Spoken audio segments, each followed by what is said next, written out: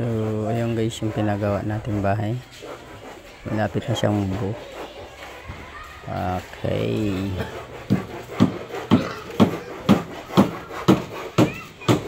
tahan natin guys. Okay, ayan. So nilagyan na natin ng pin beam dito sa taas para sa makapag na tayo ng bubong. So ayan.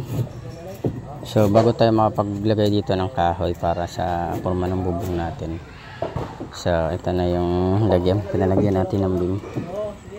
Ayan.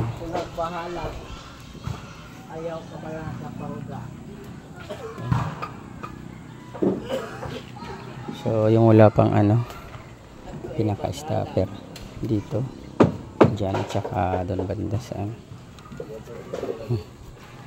so ayan na natin guys. Okay. So natin yan yung trabaho natin. Okay.